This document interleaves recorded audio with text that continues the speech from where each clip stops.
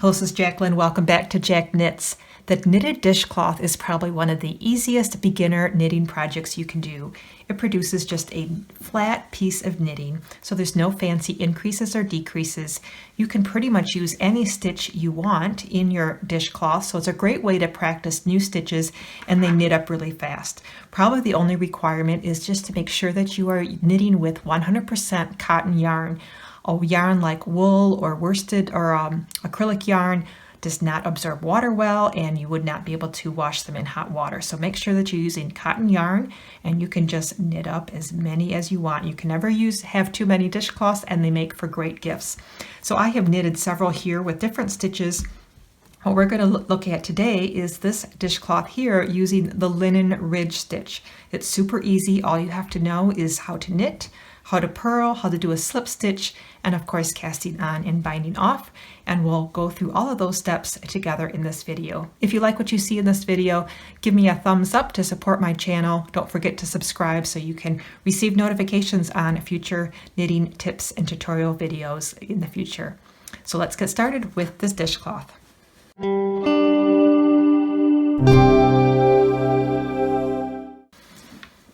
Okay, so for this dishcloth, I am using this sugar and cream cotton yarn, and I am using a size 7 needle.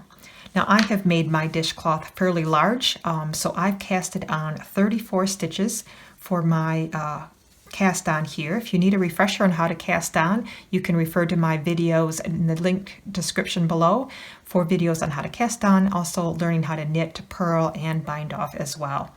If you want to make a smaller dishcloth, you can do that. Just cast on 2 stitches less to make a smaller one. So instead of 34, just cast on 32, 30, or 28 if you want smaller. I like mine nice and large, so I casted on 34 stitches. Now I also am going to want to have this nice little garter stitch edging around all sides of my washcloth. So I'm going to start my knitting project here with just 3 rows of plain knitting. So I'm going to just knit across my rows of knitting for 3 rows, and you can do the same, and I will meet you at the end. Okay, now that I have finished 3 rows of just solid knitting across each row, we can start with our linen ridge pattern. So I'm going to create this little border of garter stitch on the sides of my washcloth. So I'm going to start and end each row with 3 knit stitches. So let's do 3 knit stitches. And now we can start our linen ridge pattern. So the very first row, I'm going to actually purl across my entire row. So let's purl the first row, and I will see you at the end.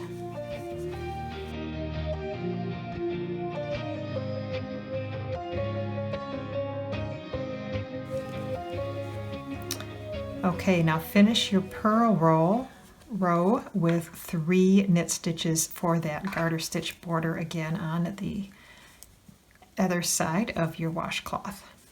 So we start and end with a knit stitch. Okay, so now row 2 of our pattern, again we're going to start with 3 knit stitches for our border. Now the very first stitch of our pattern, we're going to slip the first stitch, but we're going to slip it with the yarn in front. So move your yarn to the front of your needles, that is important. And then we're going to slip stitch this first stitch as if to purl.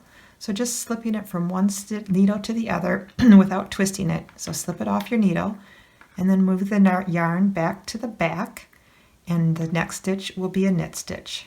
So that is our 2 stitch repeat, yarn in front, slip as if to purl, then knit. Yarn in front, slip, and then knit. And that will be our repeat to the end of the row before we do our last 3 knit stitches.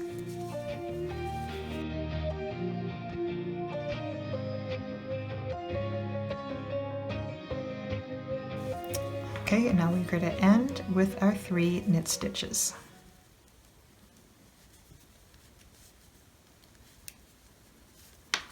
Now we'll turn our work, and row 3, which is the back side of our knitting, is going to be purl all stitches, but we'll start again with first knitting 3,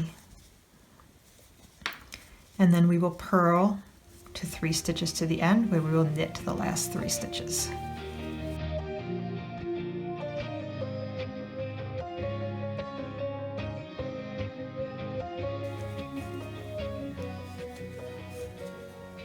And we'll purl the last 3 stitches and end with 3 knit stitches. And that completes row 3. So now let's do our final row of the pattern repeat, which is basically the same as row 2, except for now we're just going to reverse the order of those stitches. So again, we will start with knitting 3 for our border. Then instead of doing the slip stitch as our first stitch, we're going to start with our knit stitch. And then we will do our slip stitch with the yarn in front again, slip stitching, and then knit stitch and slip stitch. So then we'll do that repeat to the end of the row. Now I am knitting this continental style with a yarn in my left hand. Let's do a few stitches with the yarn in my right hand so you can kind of see the difference in that. So I'm needing to do a knit stitch here. So that's wrapping it around. And then to do that slip stitch, I need to first bring my yarn to the front of my needle, then slip it, and then move it back to the back to do the knit stitch. So that is how to do, that is how to do the knitting and the slip stitches with your yarn in your right hand. Let's just take some wrapping the needle from the front to the back. Wrap it to the front to do your slip stitch, and wrap it back to the back to do your knit stitch. Okay, I will finish the row continental style since that's what I'm most used to, and that will be the end of your pattern.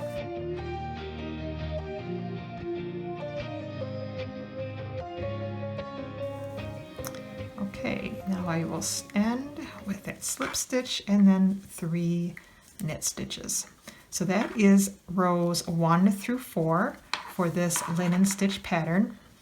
You will just continue to repeat rows 1 through 4 until it becomes about so long. I'll have the measurements for in the text above so you know, but I basically try to make it fairly close to being square as possible.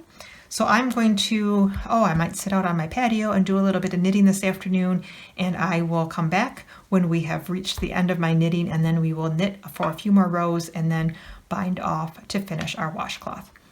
We'll see you in a little bit. All right, I've completed my knitting of the stitch pattern for about 8 inches, finishing on a row 4, which was just a purl row.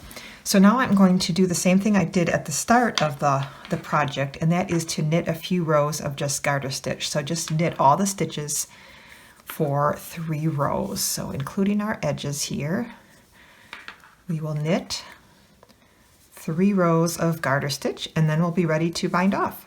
We'll see you then. Okay, I finished a few rows of garter stitching. Actually, I did 4 rows, not 3. My apologies. And now we're ready to bind off our last row and finish our project. So if you need a refresher again on binding off, there's a video description below. You can link to that and learn how to bind off, but we're just going to do a real simple bind off of just knitting 1, then knitting the next stitch, and passing that first stitch over that second stitch you knitted.